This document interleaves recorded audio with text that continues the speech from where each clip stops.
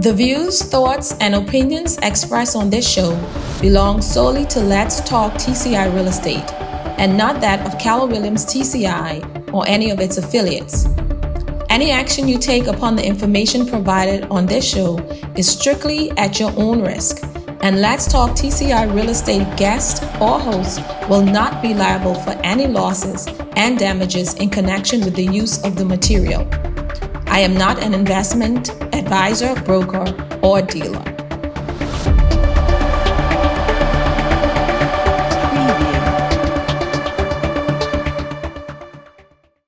afternoon and welcome to another episode of Let's Talk TCI Real Estate. Thank you for joining me here for another great day, another great episode. Today we will be talking about the process of making a real estate purchase. So please invite anyone who you know would be interested in learning about today's topic. Share the page, like the page, and of course, like I say, invite anyone who may be interested in listening in. As always, I like to pause before any of my show just to thank my previous guests. And today I want to say a big thank you to Professor Gilbert Morris for sharing his words of wisdom on our last show about the economy. There were a lot of points that hit home that we should think about when we think about the economy of the Turks and Caicos Islands. But one thing that did stick within my mind was about moving to a smart community. This is an issue that I believe that everyone agrees on when it comes not just to the Turks and Caicos Islands, but everyone worldwide. We all should be thinking about moving to a smarter community. So thank you once again, Professor Gilbert Morris, and for sharing your kind words and also for your words of wisdom on the show last week. I will also use this opportunity to say to anyone who was not able to view the show, please go back on the Facebook page and take a look at it. You will find that a lot of valuable information was given. A lot of feedback was even received after the live broadcast. And I'm sure that you will find information that is pertinent to the economy of the Turks and Caicos Islands, as well as the world in general. And just information you can use and that you should, be thinking about in this time of COVID-19 and the way moving forward. So thank you once again. Last thing I would like to say is that if you do have any questions or comments, feel free to post it in the live feed as we go forward. Don't wait for me to stop and ask if there's a question. I do have a whole presentation prepared for you today, but of course, I always appreciate your participation because I would like to answer any of those questions that you may have. Sometimes the feed comes in a bit slow, so I may miss one or two questions or comments, and that's why I encourage you to, as those questions come to your mind, please post them so that I would not miss them, okay? So again, today's show is going to be a step-by-step guide for buying real estate.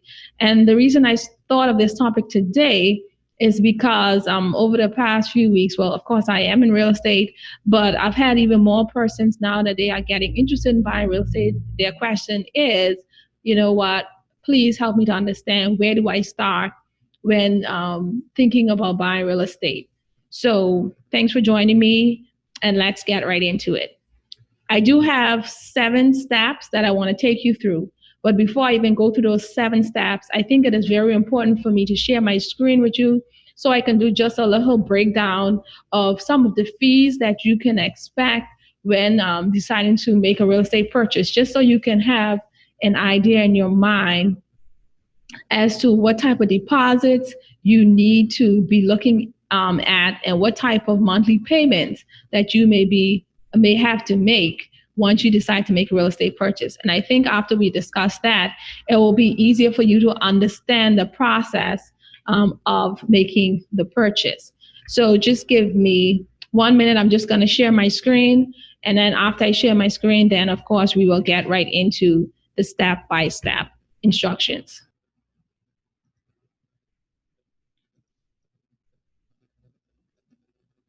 So I am sharing my screen, and I hope that it is easily seen by everyone out there. One of the things, I just wanted to use this illustration. Of course, please don't quote me on exact prices or exact fees, but it's just for an example, just as an example, and just as a reference, so you can get an idea of ballpark figures on what you can expect when you are going to make a purchase. So today's example is based on a purchase price of $100,000. The reason I decided to use $100,000 is because this is like a normal price range currently right now based on what the market is doing. This is a price point where I find that a lot of persons are buying property, especially vacant land, at this price point. So basically, if you are purchasing a property at $100,000, of course, your deposit will be based on what you just say if you are going to the bank or if you're not. So for example, if you are not going to the bank, right off the top, you have to come up with a 10% deposit, and then the balance will definitely be on closing. So upfront, you need to have a 10% deposit, which will be $10,000. You need your legal fee. Your legal fee is normally based on 1% of the purchase price. And some attorneys, they do have a set fee. So I have just decided to use the set price of $1,200, because you do have some attorneys at this price, they will provide a set fee. But of course, as always, please consult with the attorney of choice and allow them to quote you their rates. This is just for an example purpose. So usually it's a 1% of the purchase price, but if that base fee is more than the 1%, then sometimes they will charge you the base fee. And then of course you need to think about your stamp duty. So in this case, because of the purchase price being at $100,000, your stamp duty is going to be 6.5%. So of the purchase price, so your stamp duty will be $6,500. So basically, if you are looking to purchase a property at $100,000, if you are, using it based on a 10% deposit, you need in hand at least $17,700 on your account as your initial deposit to get everything going. Now, I also wanted to point off right on the right-hand side here, I also did the same scenario at a 20%. And I said that again, because if you are going to the bank, depends on how much money the bank is lending you. Just say, if they're lending you 90%, you have to come up with 10%. But if the bank is lending you 80%, then you have to come up with 20%. So in this scenario here, we work it out where at the same price of a property at $100,000 will cost you will need to have a deposit on your account for $27,700. Okay? I'm also going to show you the same scenario when it comes to purchasing a home.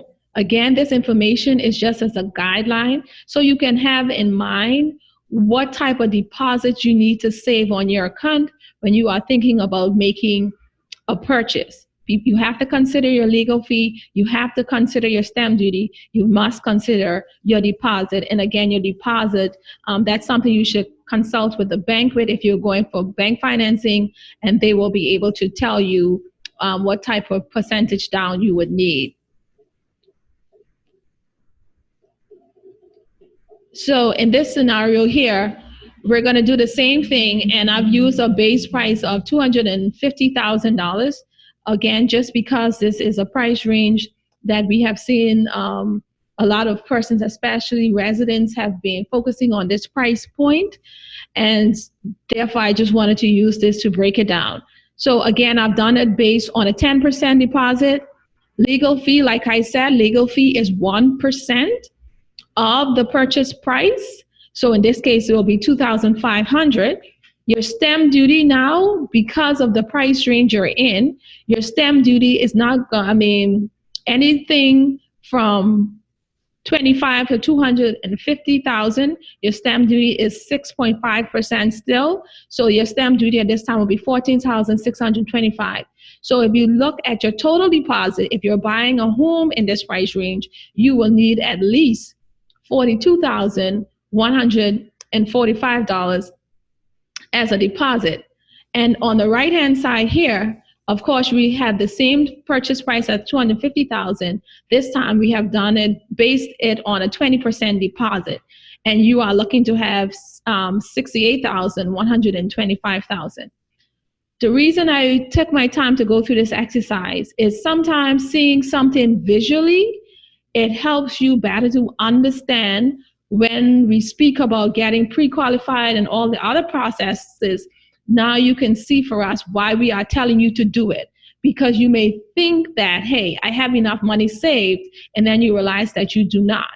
Okay, and again, we did it based on a 10% and a 20%. As always, check with your lending institution so that you are sure as to what percentage that they are prepared to lend you. One other thing I would show you here is just a calculation, and this is just a basic calculation to give you an idea of what type of monthly payments. So after you have already secured your loan, your transaction has closed, you can expect your monthly payments to be as such. Again, this is a disclaimer. I'll just let you know this information is not based on any specific bank.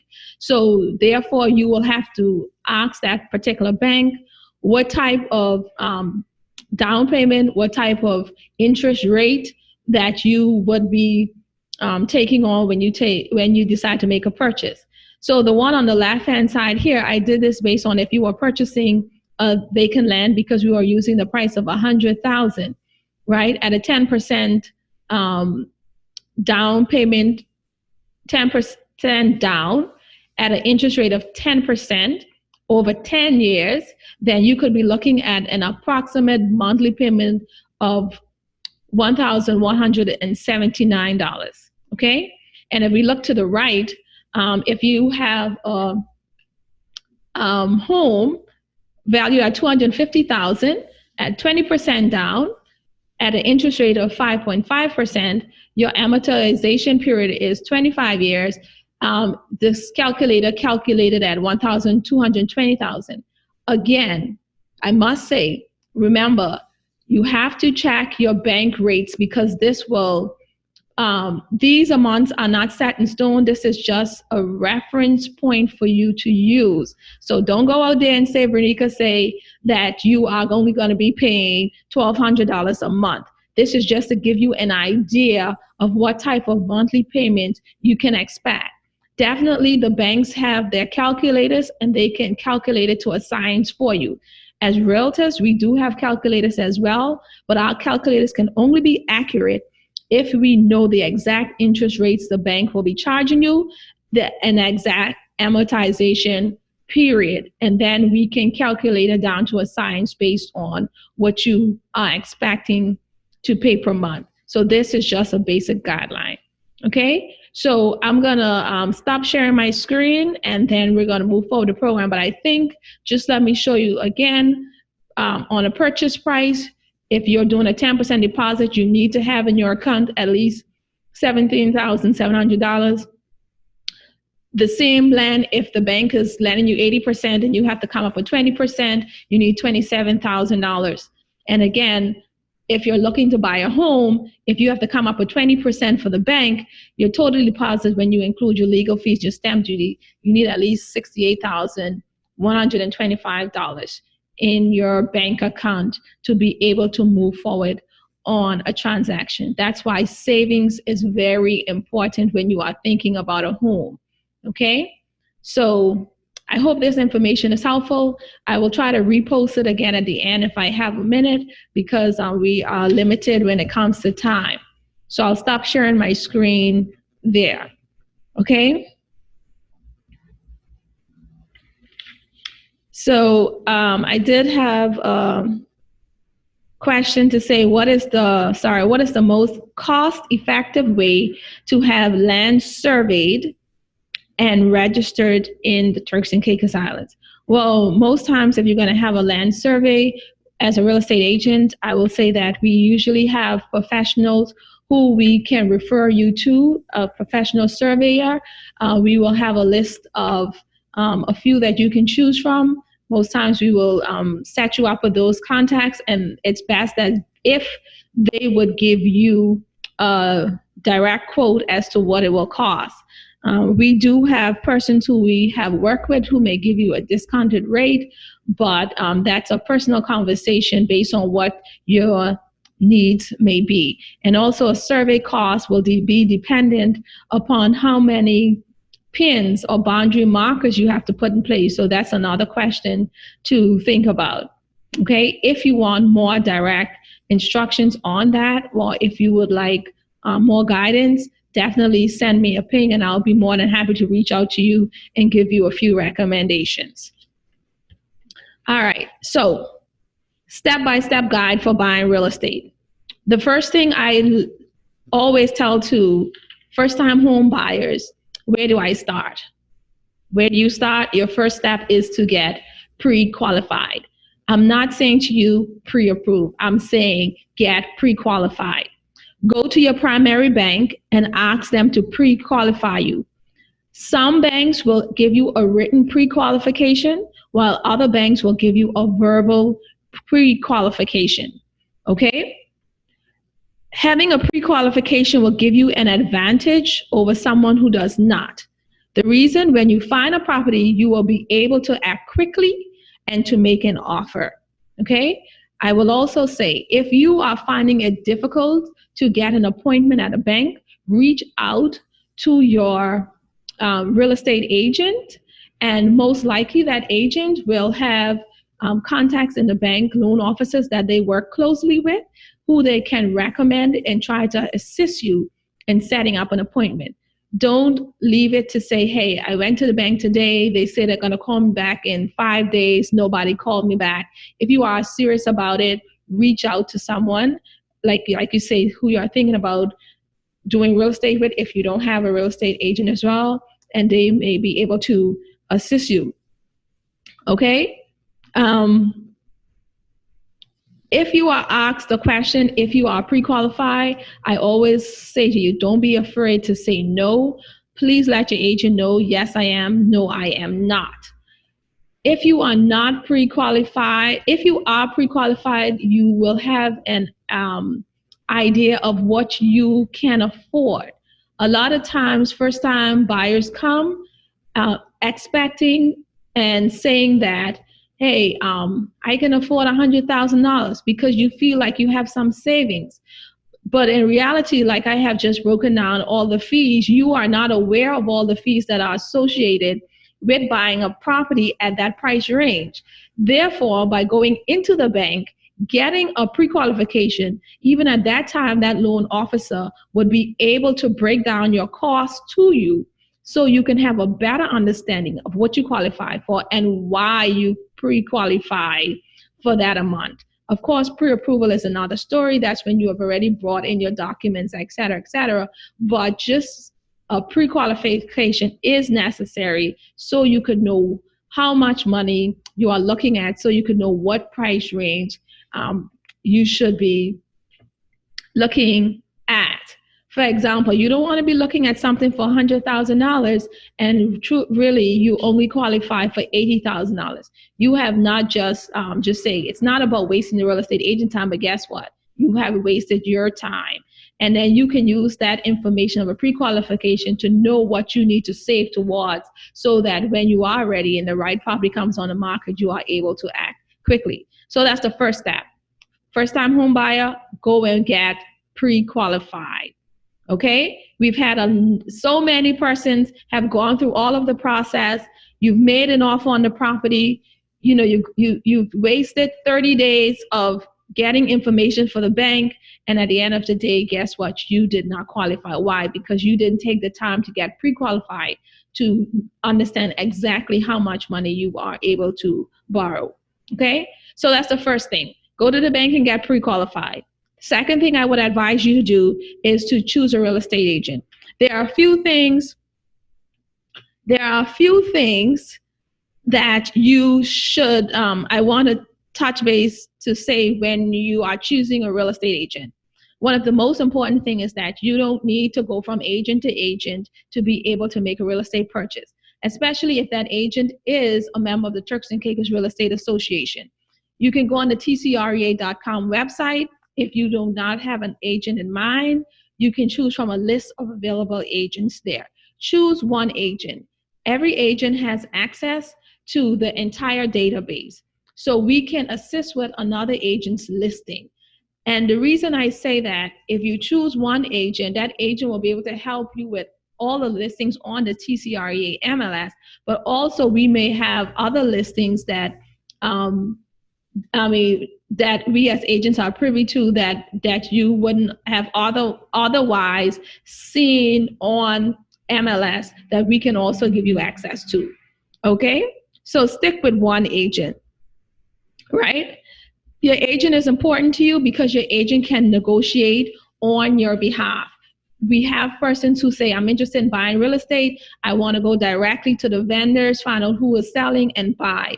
Sometimes you think you're getting a better deal, but in reality, you are not, because you may not understand the exact questions to ask when trying to negotiate on that deal. Also, your real estate agent will be able to give you comparable data that you can use when negotiating on an offer price based on an offer price for a particular property. Your real estate agent is also there to help you through the real estate process. It seems simple, and it is simple, but if sometimes, because this is like foreign territory to you as a new buyer, it is much easier when you have somebody holding your hand through the process, step by step. Okay, and one last thing I want to say about selecting your real estate agent is that we are here to give you our professional opinion and give you professional recommendations. Because when it's time to get an attorney, when it's time to get a surveyor, when it's time to have a structural report done, this is where we also step in, where we can give you our professional recommendations to ensure that you get these things done for the success of your sale. And please be truthful to your real estate agent, just as you expect your real estate agent to be truthful to you. And there is no shame in the game. Don't feel as if the information you are providing is irrelevant. Please pass on as much information as possible. If you only qualify, for example, for $50,000, right?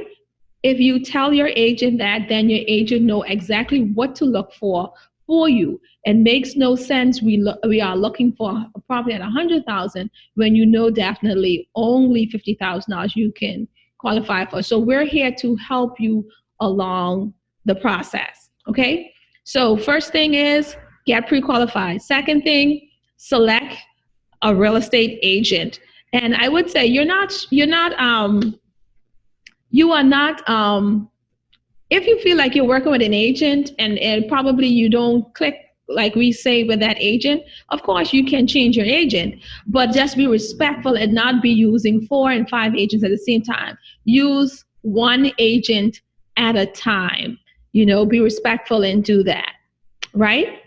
The third thing is, just so you know, I do recognize the questions that are coming in. 1 or 2 of them I will address when we reach to that point. Your third thing is view your properties.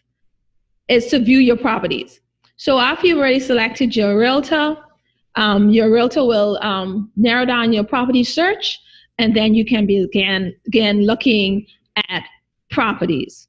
All right. If for any reason that the property that you're looking for is not available, that agent will be able to put you in their client database where it can automatically send you listings as they become available on the market. One of the also important thing about when you are viewing properties, for example, you may be saying that, hey, I am interested in a property for apartments. Sometimes persons approach us and they be like, hey, I'm looking for land and I'm looking for something that is 1 acre, right? So, but I want a commercial land. Okay, so the realtor is going to ask you, okay, what do you intend to build on the land? The reason we're going to ask you that is because some people just automatically think, hey, I want to build apartments, so it's automatically commercial, but that's not always the case. Apartments can go on a residential property as well. It all depends on the zoning. So again, that's why you have to be open with us to let us know exactly what you want to do. Okay, the zoning of the land will dictate what you can build on the land and how much of it you can build. So that's very important.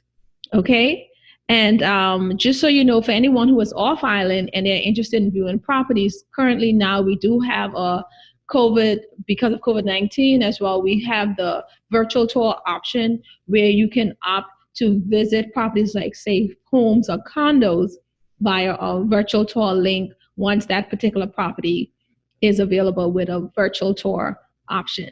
Okay, so pre-qualification, select your attorney. Now you have viewed your properties. The next thing you're going to do is you are going to make that offer. All right, so in making your offer, the real estate agent will provide you with that preliminary agreement. I want to be clear in stating that this preliminary agreement, it sets out the terms and condition of an offer. It sets the stage with the information that will be added in the formal purchase and sales agreement. Okay? When the offer is made, this is the point where you would want to ensure that any conditions that you are thinking about at that time will be put in that offer. And when I say conditions, I am talking about, for example, if you are buying a piece of land, you want to ensure that you ask the owner to make sure that a boundary certificate may be given just to make sure there's no encroachment on the land, or to make sure mark out the boundaries of the property. Another condition you may be thinking about, just again, if you're buying an apartment building, you may decide that, hey, I want vacant possession because you want to upgrade your apartment and you want to make sure that all tenants are out before a specific time. You know, there are so many conditions that you can have. And again, your real estate agent would assist you with deciding what are the best conditions. It could even be furniture, conditional to an inventory list of furniture, just so you know what you are buying and what's a part of the sale as you buy it. There's another thing about making an offer. You can decide to make an offer in the name of a company, or you can make an offer in your personal name. Okay, and all of that is about liability, and some persons just prefer to have it in the company's name. Some people prefer to have it in your name. Again, that's a conversation for a later date, and even we can take it up with the attorney. That's one of the other reasons why it's so good to have an attorney. Okay, if you are purchasing through the bank, you will have to remember that if you're going to purchase in more than one person name, then both of your names will have to be on this preliminary agreement for when you submit this information to the bank. Once an offer is made, the owner has a right to counter an offer. I say that because a lot of times we are asked, hey, is this price negotiable? So yeah, property is listed for $100,000. Okay. In most instances, there is room for negotiation. How much room for negotiation? It all depends on the motivation of the owner. Every owner has their different reason for selling, and this is what we need to find out. But your agent can direct you with that. But just so you know, the price is never set in stone. There is most times room for negotiation. But the owner has the right to counter. So if it's a property price at $100,000, you make an offer at $80,000, the owner can say, hey, let's come halfway. Let's come at $90,000 so we can get the deal done. All right. If it's a financing deal, an important thing to know about making an offer, on every preliminary agreement, you will have to provide a reservation deposit. What does reservation deposit do? It takes the property off the market while you are working through, your bank financing. So while you're working through your bank financing, if for any reason your bank financing is not approved, 99.9% of the time, your deposit is reservation deposit is refunded back. Okay? If you are doing a cash deal, then you would not need a reservation deposit, because at that particular time, once your preliminary is signed, everything goes to your attorney of choice, and at that time you will forward your deposit onto your attorney. Just for note, as real estate agents, if any money is collected by real estate agents, we are required by law to have a client account with where this money can be put in. It cannot be mingled with our day-to-day running of our business. However, in most instances, as agents, we refer you directly to the attorney, and all monies are lodged with that attorney at the time when you are ready to move forward. Okay?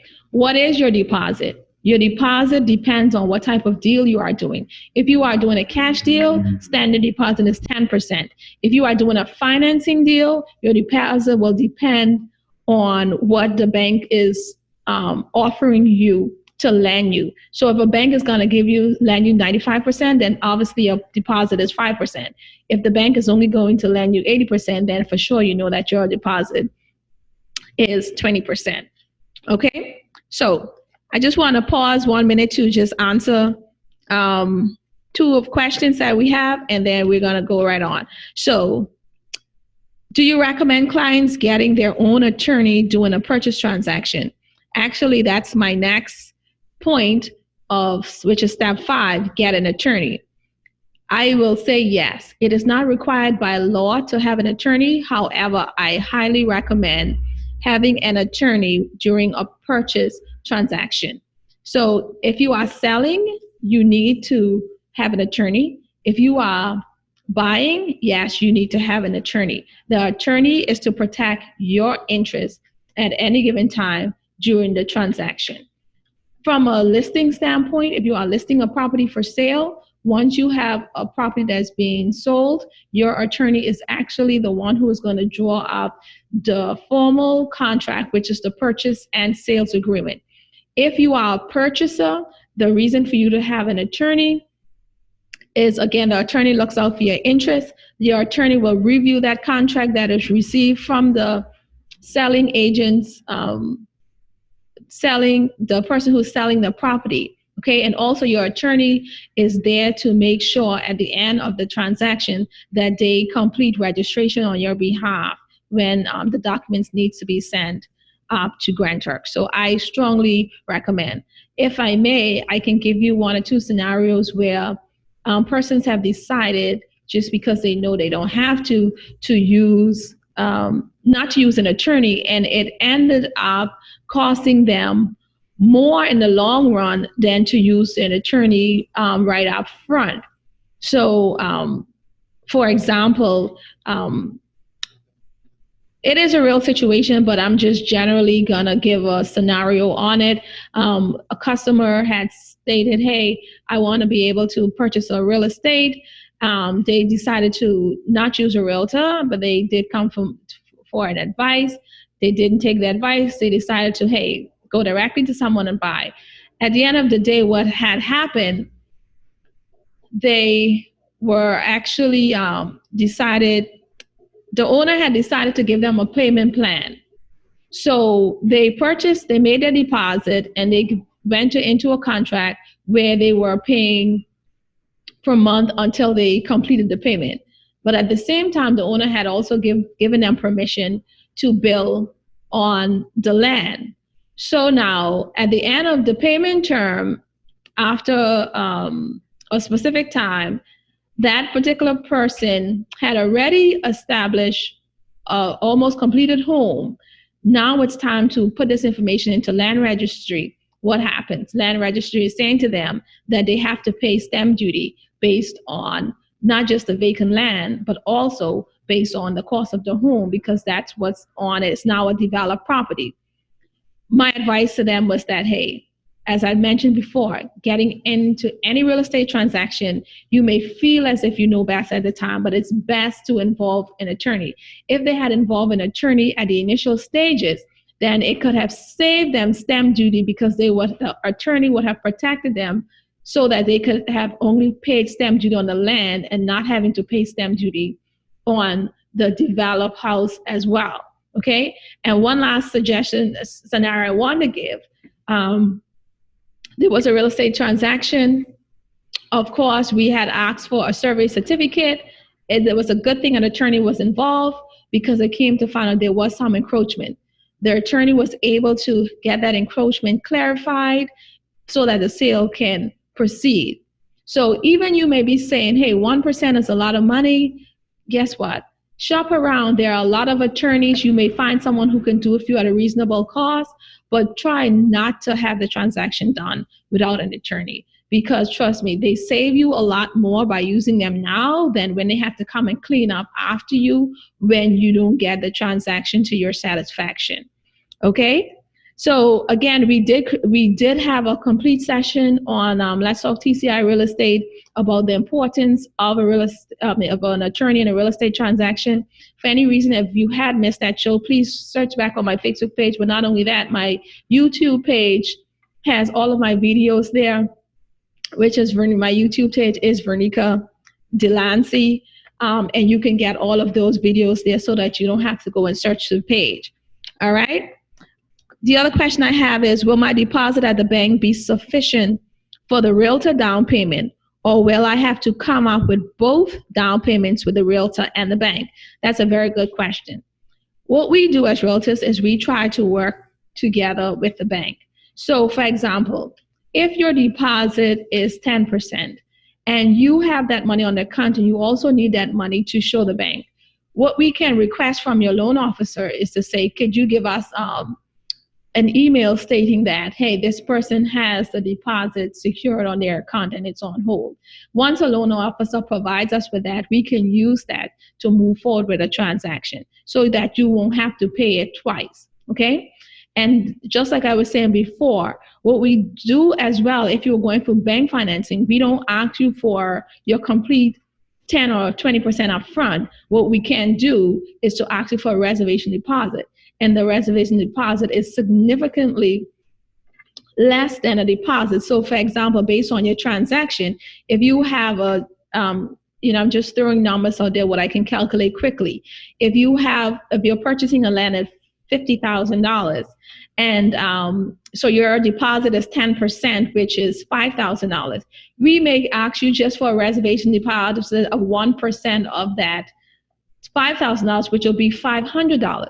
So instead of you having to give us $5,000, we'll say, hey, give me $500 just so that we could say money has exchanged hand, and you can have your 30 days time frame where you can now go and get your bank financing. So we try to find ways to work with you as customers. And that's another thing why I said you have to be open with us so we can understand where you are, so we can help you to get where you need to go. Okay? I have 2 questions on stamp duty. We're gonna get there in a minute. So I just want to do a quick recap.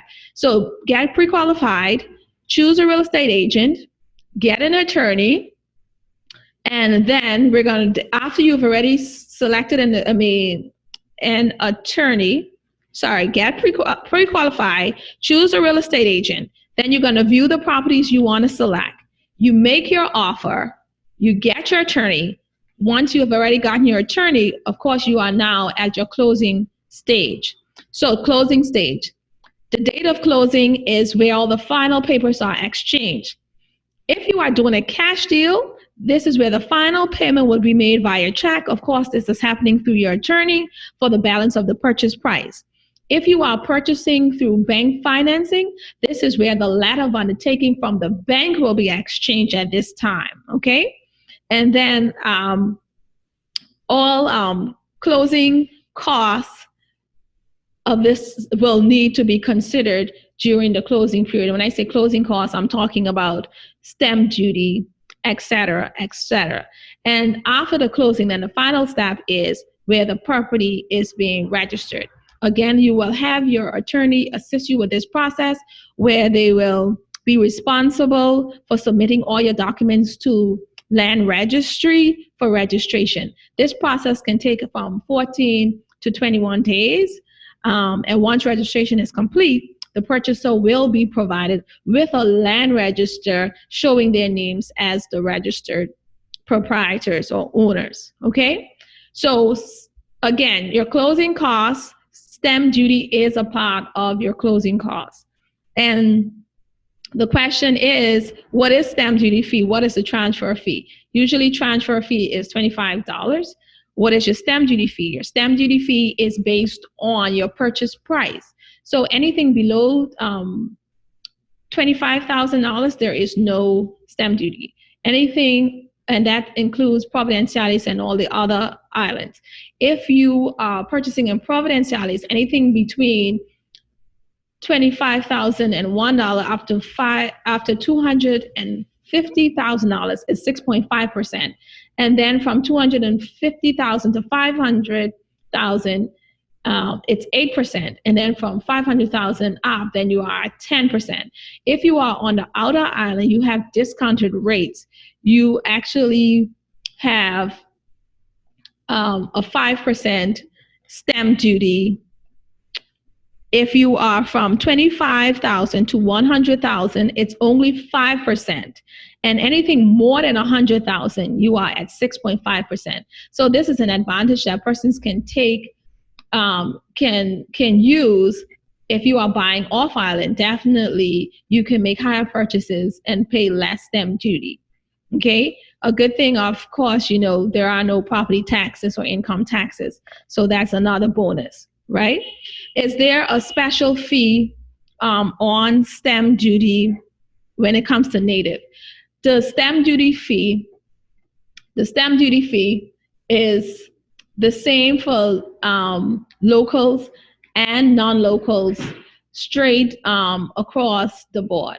So there is no exception whether you are a resident or a non-resident. Okay? They are all the same, and they are, like I said, based on the purchase price, right? What's the question? Can you speak about distressed homes properties? How much of a saving does this option have? Okay, if one of the things about distressed homes or properties, this one is in most instances, if there's a property, like when we say distress, I believe you are talking about foreclosed homes. Of course, there is a process which these homes have to go through with the bank.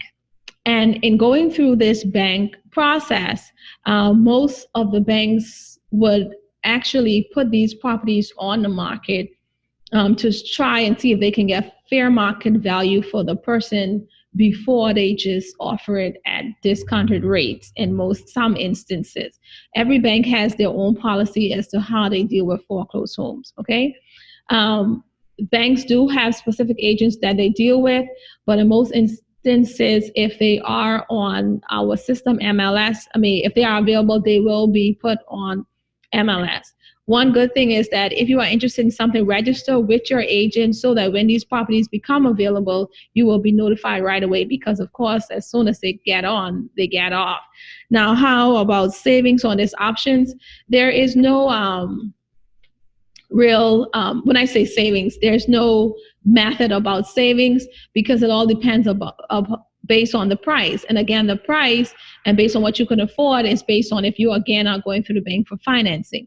So the best advice I can give to that is just try saving based on what you know a normal home would cost, so that if a property like this becomes available, then you are ready with your deposits.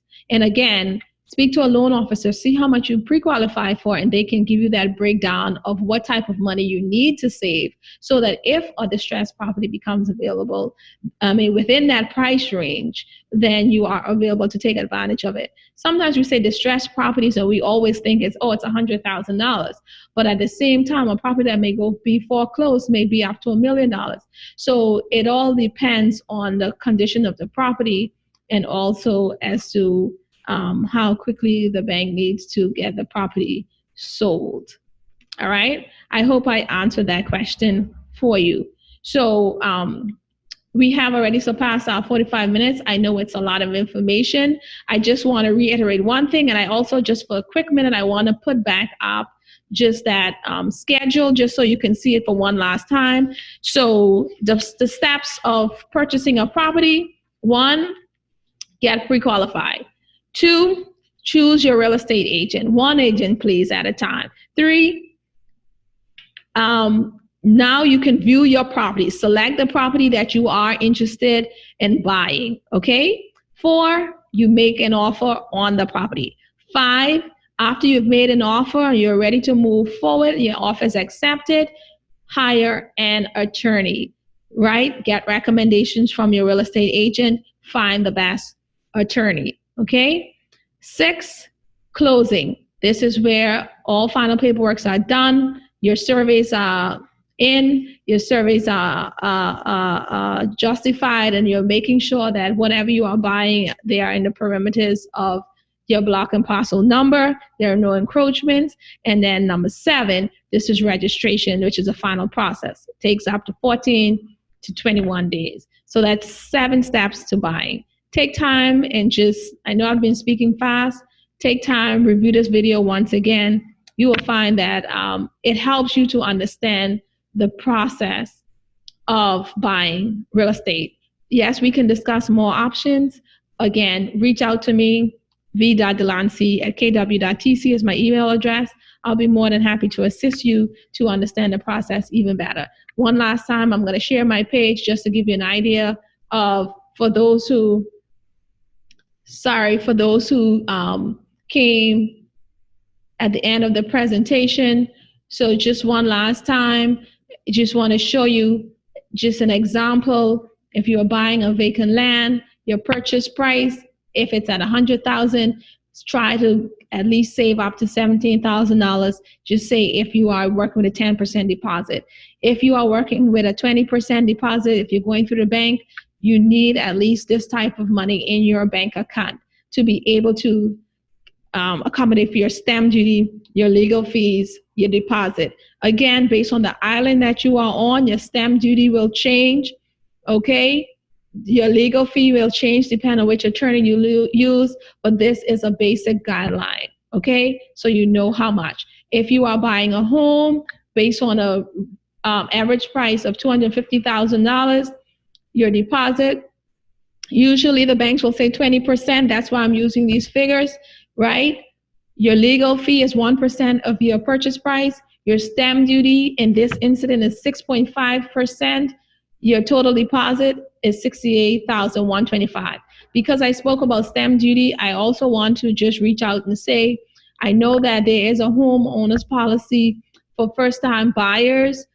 That's something you can check into or have your real estate agent check into in terms of if you are purchasing for the first time, or even if you're doing renovations on homes or doing certain construction loans.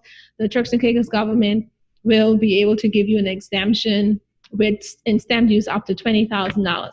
I know that was a policy that was put in place. Speak to your agent about it. Perhaps they can help you with more information. All right. And the last thing is your calculations. If you are buying a property at $100,000, think about your monthly payment being roughly $1,100.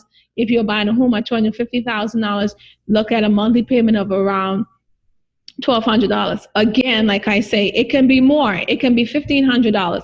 This is just something to get you started, to get you thinking, because remember, it is all based on the interest rates, and definitely you have to consult with your bank so that you can know how much of an amortization period it is and what type of interest rates they are lending you. Your bank loan officers, they are waiting to hear from you, and if you do not have someone as yet, your real estate agent can recommend somebody for you and help you to get in contact with that particular person. Thank you so much for listening. I hope I said something that will take you a step further and help you with your real estate purchase. And as usual, I'm always available for any questions. Thank you for listening. Next week, definitely, we will have a guest on the show. I just decided to dedicate this show just because of the questions I've been getting about, hey, where do I start? How do I go about making a purchase? And that's why I just decided to dedicate this show to going through the purchasing process for someone who is looking to buy, especially a first-time home buyer. All right. Until next time, stay blessed and remain safe. Have a good afternoon.